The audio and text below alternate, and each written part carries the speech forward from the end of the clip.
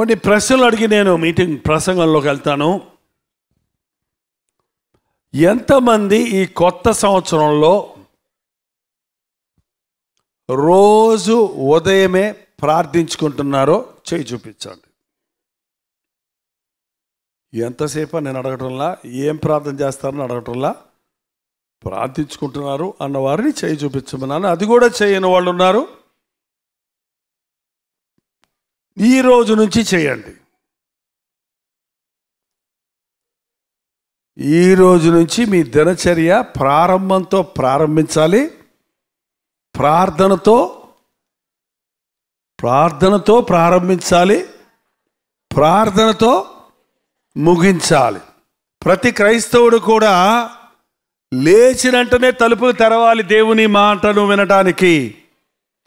ప్రార్థనతో రోజు ప్రారంభించాలి. పూజతో ప్రారంభించే వాళ్ళు ఎందరో ఉన్నారు.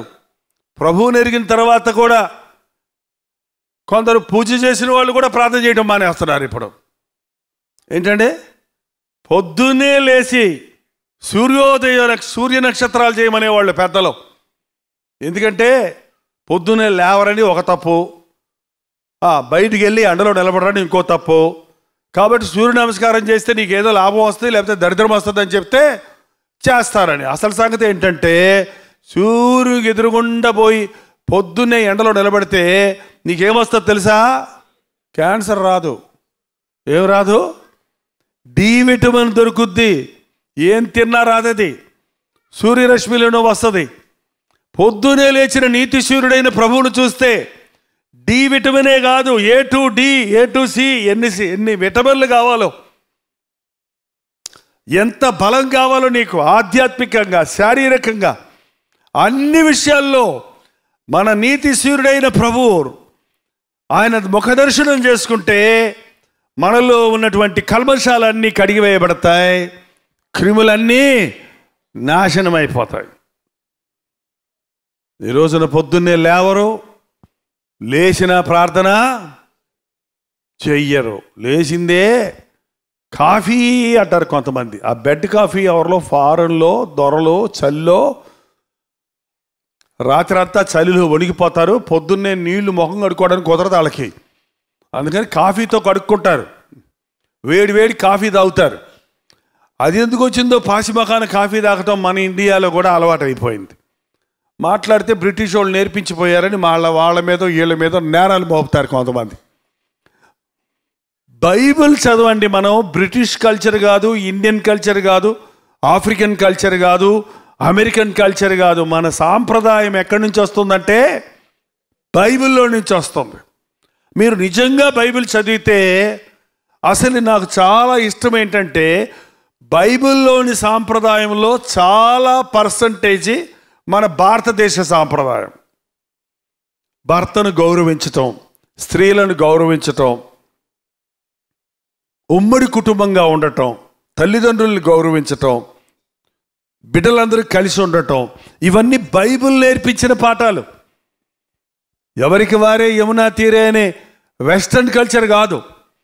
శరీరాన్ని పూర్తిగా కప్పుకోవటం, మర్యాదగా వస్త్రాలు ధరించటం, ఇవన్నీ దేవుని వాక్యంలో ఉన్నాయి.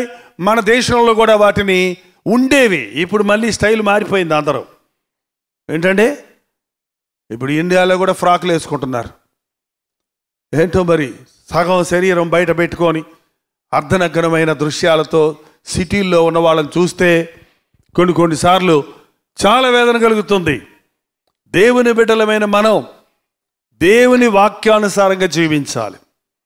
ఉదయమే నీవు దేవునితో మాట్లాడుకుంటే దినమంతట్లో నీవు ఏం చేయాలో అన్నది నీకు తెలుస్తుంది. నువ్వు చేసేది తప్ప కాదా అన్నది గ్రహించుకుంటావు. అంతేకాదు నువ్వు చేసేవన్నీ కూడా సఫలమవుతాయి. మరి రాత్రి పడుకునేటప్పుడు మళ్ళీ ఏం చేయాలి తెలుసా? ప్రార్థనతో హృదయాన్ని క్లోజ్ చేసుకోవాలి. అకౌంట్స్కి ఈ రోజు అంతట్లో నేనేమన్నా దేవుణ్ణి దుఃఖపరిచానా? ఈ రోజంట్లో నేనేమన్నా అబద్ధమాడానా, బూతులాడానా, ఎవరినైనా కఠినమైన మాటలతో గాయపరిచానా, ఈ రోజున నేను అపవిత్రమైన చూపులకు చోటిచ్చానా, చేయకూడని పని ఏదన్నా చేశానా అని ఒక్కసారి పరీక్షించుకొని పడకు వెళ్ళకముందు నువ్వు ప్రార్థించుకుంటే మన పాపములను మనం ఒప్పుకొనిన ఎడల ఆయన నమ్మదగిన వాడు నీతిమంతుడు కనుక మన సకల దుర్నీతి నుండి ఆయన మనల్ని, అంటే నువ్వు పడక్కెళ్ళేటప్పుడు శుద్ధ హృదయంతో పడక్కెళ్తే రాత్రికి రాత్రి నువ్వు చచ్చిపోయినా, రాత్రికి రాత్రి భూకంపం వచ్చినా, రాత్రికి రాత్రి వరద వచ్చి కొట్టుకుపోయినా, రాత్రికి రాత్రి హార్ట్ అటాక్ వచ్చినా హృదయం శుద్ధి చేసుకున్నావు కాబట్టి కళ్ళు మూసుకొని ఇక్కడ పడుకుంటే ఎక్కడ కళ్ళు తెరుస్తావు? పరలోకంలో కళ్ళు తెరుస్తావు. హృదయాన్ని కడుక్కోకుండా పాప హృదయం మనసులో ఉంచుకొని రేపు మారు మనసు పొందుదాంలే, ఎల్లుండి దేవుని దగ్గర చెప్పుకుందాంలే, తర్వాత మారదాంలే, ఇంకా నాకు వయసు చిన్నోడినే కదా, ఇప్పుడే కదా పెళ్ళయింది, ఇప్పుడే కదా నేను ఇల్లు కట్టుకున్నాను, ఇప్పుడే కదా కొన్ని పనులు చేస్తున్నాను, అబద్ధ పనులు, దొంగ పనులు, లావాదేవీలు, మోసాలు, అన్యాయాలు అయిపోయిన తర్వాత ఒకేసారి ముంచడం తీసుకుంటానన్నాడు ఒక ఆయన. ఏం తీసుకుంటాడంట? ముంచటం. మనం ఎప్పుడు చనిపోతామో ఎవరికైనా తెలుసా? ఎవ్వరికి తెలియదు. ఈ వయసులో చచ్చిపోతావు, ఈ రోజున చచ్చిపోతావు అని ఎవరైనా చెప్పగలరా? నీ తప్పులు ఎప్పటికప్పుడు దేవునితో సరి చేసుకోవాలి. అప్పుడు నీవు బతికితే దేవుని కొరకు, చనిపోతే ఆయన రాజ్యంలో ఉంటావు. కోపపడుడి కానీ పాపము చేయకూడదు.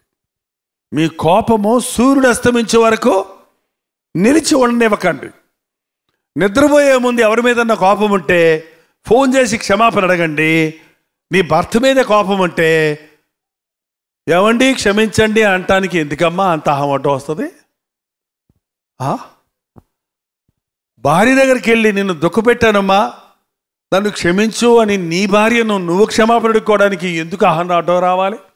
మీ ఇద్దరు ఏక శరీరమే కదా. అసలు ఏ భార్యాభర్త అయినా ఎప్పటికప్పుడు వాళ్ళకి భేదాభిప్రాయాలు భార్యాభర్తలకు రాక తప్పవండి. ఇద్దరు వేరే వ్యక్తులు, ఒకరు కాదు. ఇద్దరి మనస్తత్వాలు వేరు, ఇద్దరి అలవాట్లు వేరు, ఇద్దరి అభిరుచులు వేరు. కాబట్టి భేదాలు వస్తుంటాయి. కానీ వాటిని సర్దుకుపోవాలని పూర్వకాలం పెద్దలు ఉండి చెప్పేవాళ్ళు. ఇప్పుడు పెద్దలు ఎక్కడున్నారు? గూగుల్లోకి వెళ్ళి ఎలా సర్దుకోవాలని చూస్తారనమాట.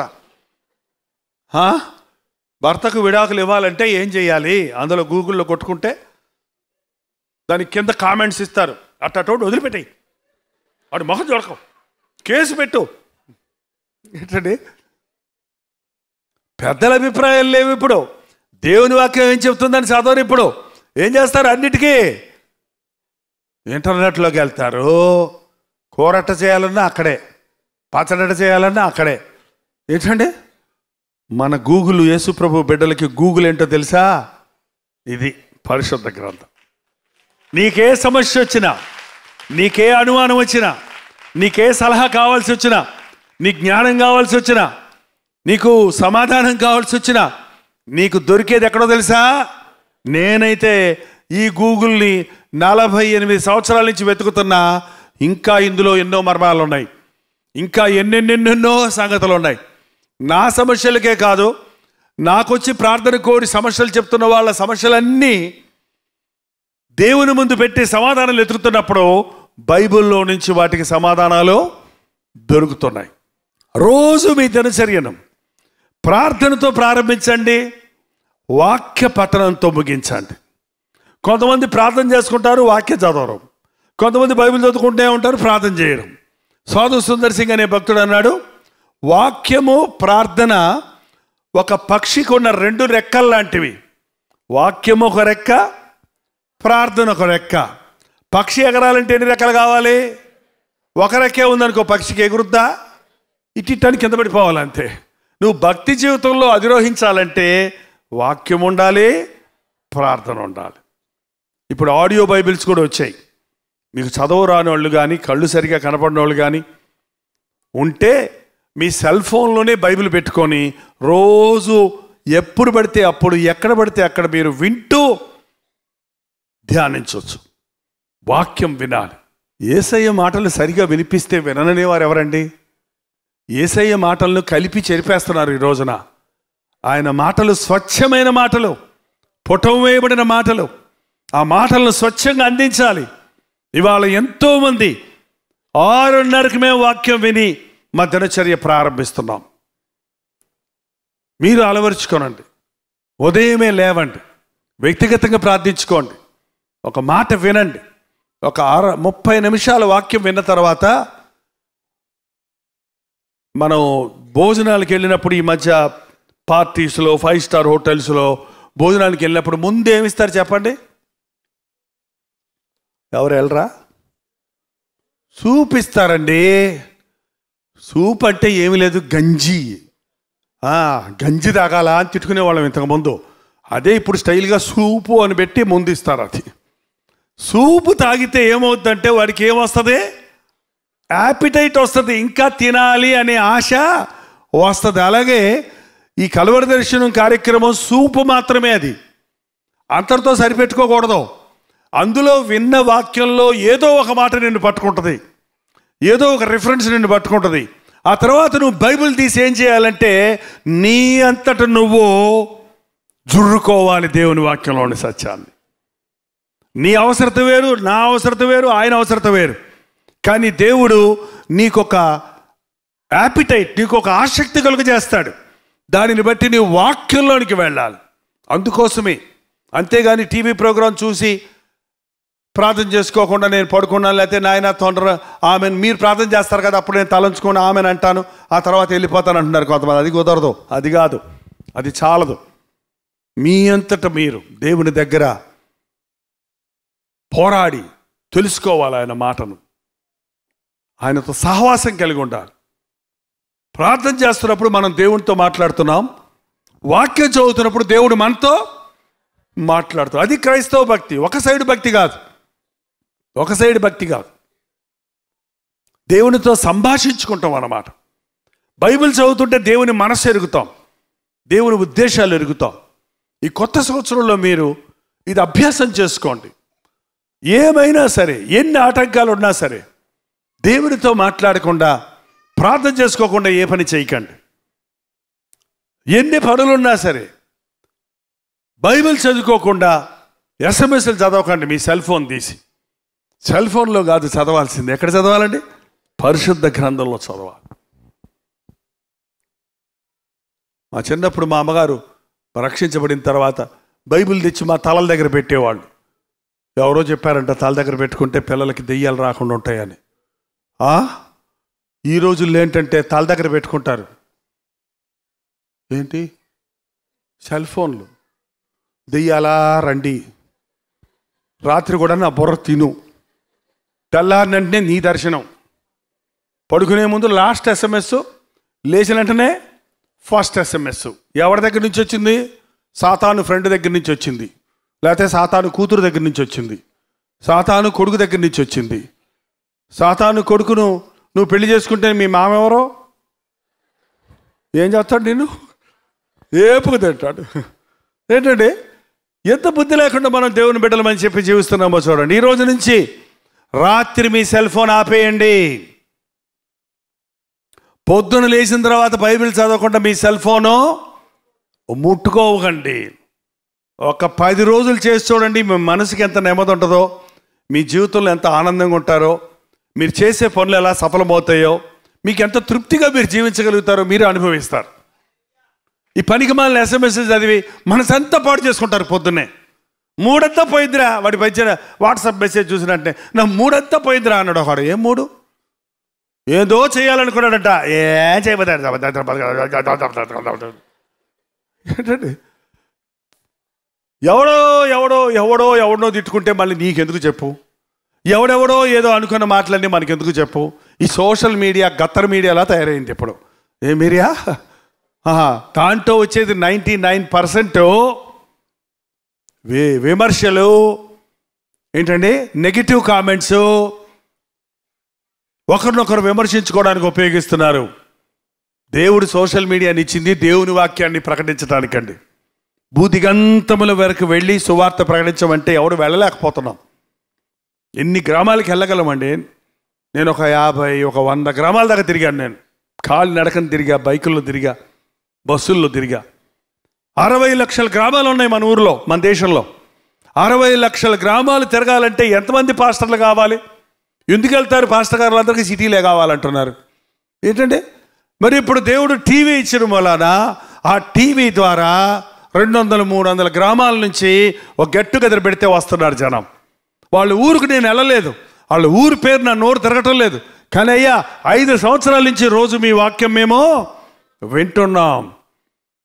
మరి ఇప్పుడు టీవీ ఓల్డ్ ఫ్యాషన్ అయిపోయింది. చాలామంది ఇళ్లలో టీవీలు పెట్టుకోవటం లేదు అసలే. దానికి మళ్ళీ కేబుల్ కట్టాలి. ఇప్పుడు ఏదో కొత్త వచ్చినాయి కదండి, ఎన్ని ఛానల్ పెట్టుకుంటే అన్ని రూపాయలు కట్టాలి అంటే చాలామంది తెలుగుగలోళ్ళు అవన్నీ సోషల్ మీడియాలో ఉన్నాయని చెప్పి సెల్ ఫోన్లోనే చూసుకుంటున్నారు. కాబట్టి ఇంకేది అట్లా ఇప్పుడు అందరికీ అందుబాటులో ఉంది ఏంటంటే సోషల్ మీడియా, సెల్ ఫోన్. ఇప్పటికే 70% ప్రజల దగ్గర సెల్ ఫోన్లు ఉన్నాయంట. మన భారతదేశంలో, ఊర్లో ప్రపంచంలో కాదు, మన భారతదేశంలోనే 100కి 70 మంది దగ్గర సెల్ ఫోన్లు ఉన్నాయి. ఇంకొక 4-5 సంవత్సరాల్లో ప్రతి వాడి చేతిలో సెల్ ఫోనే ఉంటుంది, ఇక టీవీలు ఉండవు. దేవుడు ఎందుకు ఇది చేశాడంటే, శాటిలైన్ కనిపెట్టి చేశాడంటే ఆయన వాక్యం ప్రతివాడి చేతిలోకి వెళ్ళాలి, ప్రతివాడి అందుబాటులో ఉండాలి, ప్రతివాడి ఇంట్లో ఉండాలి. వాడు విన్నాడో వినలేదో, వాడు మారాడో మారలేదో వాడికి తెలియాలి. వాడు తెలుసు నాకు తెలియలేదని రేపు చెప్పకుండా ప్రతి వారికి దేవుని మాట వినాలి. మీరు మారుమనసు పొందారా? మిమ్మల్ని నేను అడిగేది, మీ సెల్ ఫోన్ మారుమనసు పొందిందా? మరట్టా మీరు మారుమనసు పొందితే మీ సెల్ ఫోన్ కూడా ఏం చేయాలి? మీరు మారుమనసు పొందినప్పుడు పాపాలన్నీ ఒప్పుకొని విడిచిపెట్టేస్తారు. మీ సెల్ ఫోన్ మారుమనసు పొందితే ఇంటికి వెళ్ళి అందులో ఉన్న సినిమా బొమ్మలు, సినిమా పాటలు, సినిమాలు, ఇంకేమేమి సిగ్గుమాలని ఉన్నాయో వాటన్నిటినీ తీసేయండి. మీరు వెతికేటప్పుడు ఆ పనికి మాలని వెతకకుండా మధ్యలో వచ్చేసింది గబక్కనని చెప్పి నోరు ఆవరించి చూడకుండా, వ్యర్థమైన వాటిని చూడకుండా నా కన్నులు తిప్పివేయి అని దావీదులాగా ప్రార్థన చేసుకోండి. అప్పుడు మీరు చేయనదంతా సఫలమవుతుంది. మన జీవితంలో చాలా నష్టపోతున్నామండి మనకి తెలియకుండానే. ఎవరి వల్ల నష్టపోతున్నాం అనుకుంటున్నాం చాలాసార్లు. నీ మూలనే నిన్ను నీవే నాశనం చేసుకుంటున్నావు, నీవే నష్టపరుచుకుంటున్నావు, జీవితాన్ని వృధాపరుచుకుంటున్నావు, కుటుంబ సమాధానాన్ని పోగొట్టుకుంటున్నావు, ఆరోగ్యాన్ని పాడు చేసుకుంటున్నావు. కారణం ఏంటంటే ఏవి చెయ్యాలో అది చేయటం లేదు, ఏది చెయ్యకూడదో అది చేస్తూ ఉన్నారు. చాలామంది జీవితాల్లో 30 ఏళ్ళకే నడుము నొప్పి ఏంటండి నాకు అర్థం కాక అడుగుతాను. 30 ఏళ్ళకే బోన్లు అరిగిపోయినాయి అంటారేంటి? చిన్న వయసులోనే పెరాలసిస్ స్ట్రోక్ 40 ఏళ్ళకే. ఎందుకు? షుగరు, బీపీ, థైరాయిడ్ ఇప్పుడు కొత్తగా బయలుదేరింది చాలామందికి. థైరాయిడ్ మన శరీర అవయవాలన్నీ సరిగ్గా పనిచేయడానికి, గ్లాండ్స్ అన్నీ పనిచేయడానికి సహాయం చేస్తుంది. అది సరిగా పనిచేయకపోతే మనిషి లావన్న అయిపోతాడు, సన్నమన్న అయిపోతాడు, సన్నగా పీలికలాగా అయిపోతాడు. శరీరంలో చాలా వికృతమైనటువంటి మార్పులు కలిగి రకరకాలుగా తలపోటుతో, కీళ్ళ నొప్పులతో రకరకాలుగా బాధపడుతున్నారు. థైరాయిడ్ వల్ల గర్భము ధరించలేకపోతున్నారు. ఫైబ్రాయిడ్స్, గర్భములో నీటి బుడగలు పెరుగుతున్నాయి. బిడ్డలు పెరగాల్సిన గర్భంలో నీటి బుడగలు అంటే ఏంటి? అక్కడ ఏమీ లేదు, వ్యాక్యూమ్.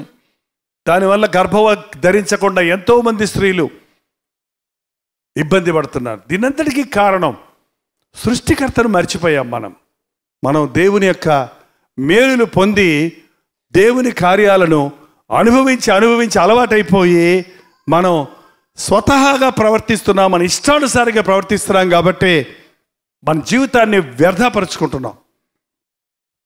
ఈ కొత్త సంవత్సరంలో దేవుడు ఒక వాగ్దానం ఇస్తున్నాడండి. మీ జీవితంలో ఇంతవరకు మీరు నష్టపోయినవన్నీ ఈ కొత్త సంవత్సరంలో నేను తిరిగి ఇవ్వాలని ఆశపడుతున్నాను.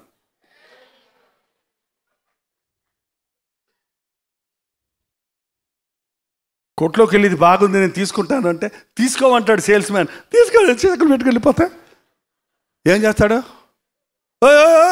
పేమెంట్ అండి, పేమెంట్. దేవుని ఆశీర్వాదాలు ఎవరికి వచ్చేస్తున్నారు అనుకుంటున్నారు.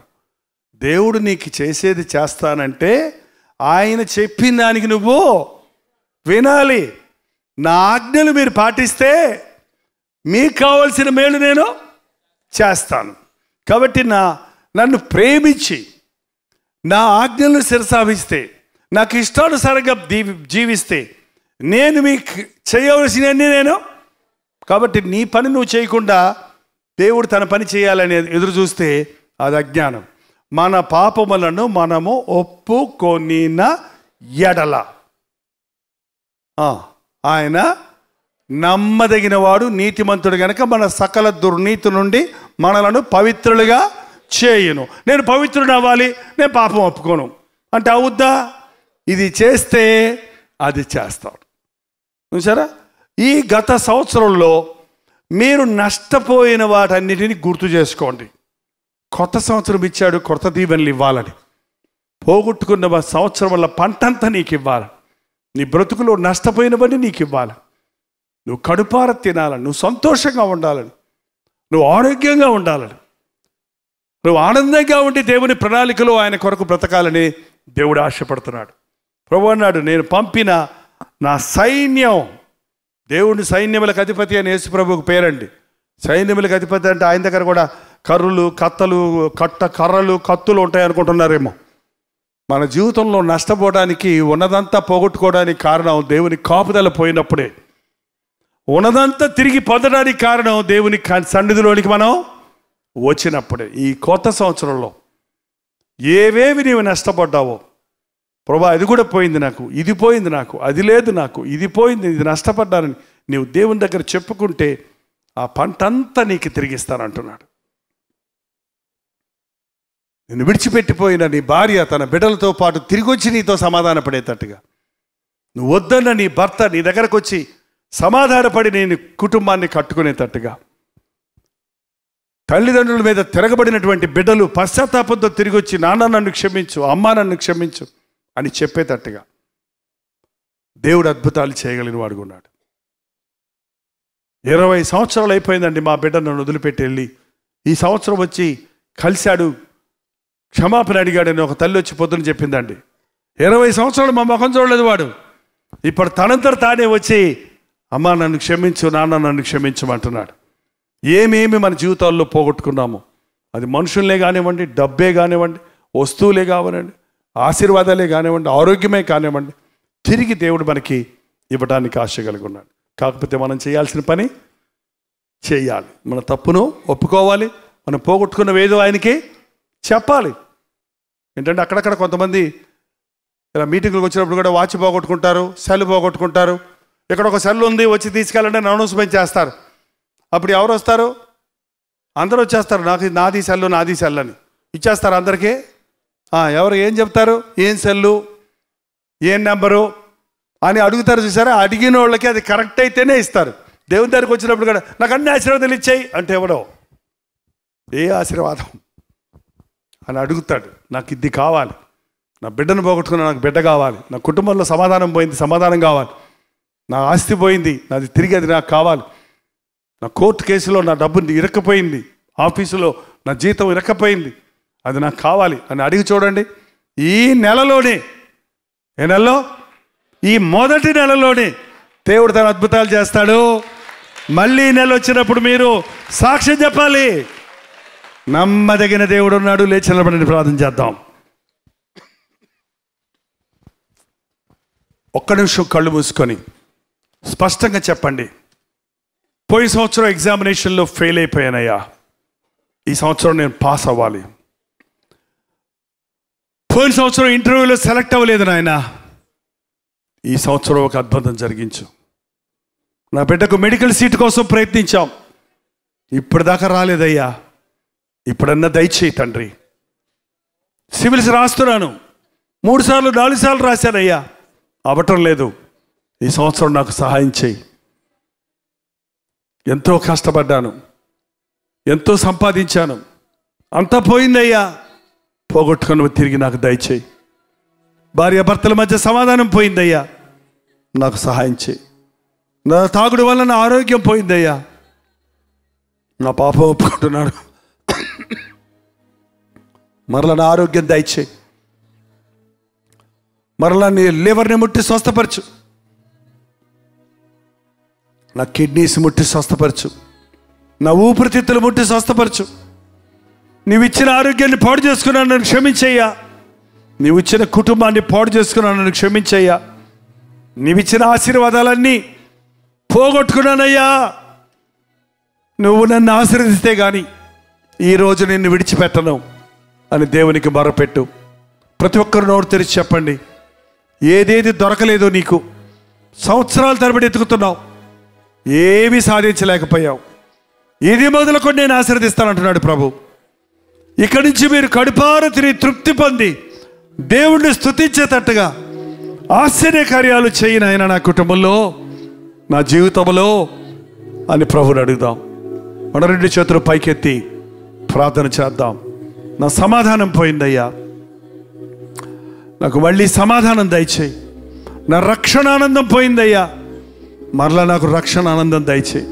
నా మొదటి ప్రేమను పోగొట్టుకున్నానయ్యా, మళ్ళీ నాకు ఆ మొదటి ప్రేమ దయచేయి. ప్రతి ఒక్కరు నోరు తెరిచి అడగండి, ఏదో ఒకటి అడగండి. అడిగితేనే ఇస్తానన్నాడు ఆయన. అడుగుడి మీకు ఇవ్వబడనన్నాడు. అడగలేదు కాబట్టి దొరకలేదన్నాడు. యేసయ్య వింటున్నాడు మన ప్రార్థన.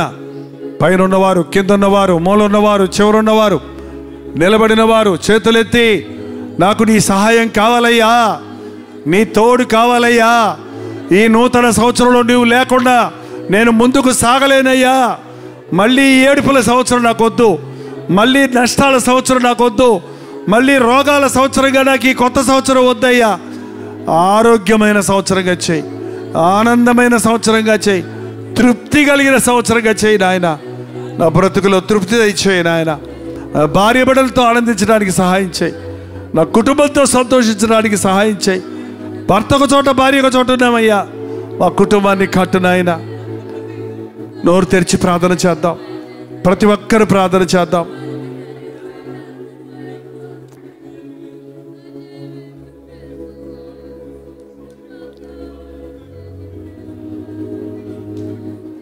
నువ్వు నాకు కావాలయ్యా, నీ కృప నాకు కావాలయ్యా, నీ ప్రేమ నాకు కావాలయ్యా. ఈ కొత్త సంవత్సరంలో అనుక్షణము నన్ను కాపాడాలయ్యా. ఇంత గొప్ప ఆశీర్వాదాలు పోగొట్టుకున్నానయ్యా, అవన్నీ నేను తిరిగి పొందినట్లుగా తిరిగి ఇచ్చదను అన్న మాట నెరవేర్చని ప్రభుని అడుగుదాం.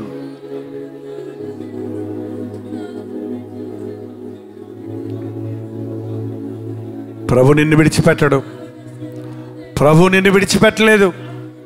నాకు ఈ కష్టాలు వచ్చాయే, నష్టాలు వచ్చాయే, ఈ అప్పుల్లో ఉన్నానే, ఈ రోగాల్లో ఉన్నానే, గర్భఫలం లేదే, పిల్లల పెళ్ళిళ్ళు అవ్వలేదే, పక్షవాతం వచ్చిందే, గుండె జబ్బు వచ్చిందే, కిడ్నీలు పాడైనవే, ఇంకెందుకు నా బ్రతుకని విసిగిపోవద్దు. పోగొట్టుకున్నవన్నీ ఇస్తానికి యేసయ్య సిద్ధంగా ఉన్నాడు. ఈ రాత్రి అడుగు అడుగు అడుగు. నీ ఆయుష్ను పెంచుతాడు, నీ ఆరోగ్యం ఇస్తాడు, నీ కుటుంబాన్ని కడతాడు. నీ అవయవాలు ఇచ్చిన వాడు దేవుడే, అవి చెడిపోతే బాగు చేయగలిగిన వాడు ఆయనే. నాకు అసాధ్యమైంది ఏది లేదన్న ప్రభు అద్భుతం జరిగిస్తాడు ఈ రాత్రి.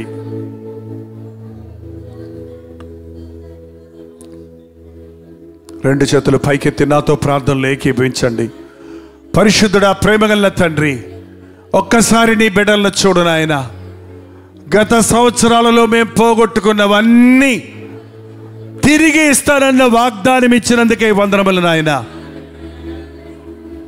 మేము ఆగి ఆలోచించుకొని ఏమేమి పోగొట్టుకున్నామో వాటి విషయమై నీకు విన్నపం చేసుకోవడానికి, నీ సన్నిధిలో విజ్ఞాపన చేయడానికి, పోగొట్టుకున్నవన్నీ రెండంతలుగా తిరిగి పొందడానికి మాకు సహాయం చేయయ్యా. ఈ సంవత్సరం కడుపార తిని సంతోషించే సంవత్సరంగా చేయి, స్తుతించే సంవత్సరంగా చేయి నాయన. శాపాలు మాకొద్దయ్యా, వేదన మాకొద్దయ్యా, మరణాలు మా ఇళ్లల్లో వద్దే వద్దయ్యా, విడిపోయిన కుటుంబాలుగా మమ్మల్ని ఉండనివ్వద్దయ్యా, చెదిరిపోయిన బిడ్డలుగా మా బిడ్డలు ఉండనివ్వద్దయ్యా, అప్పుల్లో పడి దొరలనివ్వద్దు నాయన, రుణ బాధలతో ఇరుక్కుపోయిన స్థితిలో ఉండొద్దు నాయనా. కష్టార్జితాన్ని దీవించు, మా సంపాదన ఆశీర్వదించు, మా రుణాలు తీరడానికి సహాయం చేయి, మా ఇంటిలో ఉన్న తాగుబోతుల్ని మార్చు నాయనా.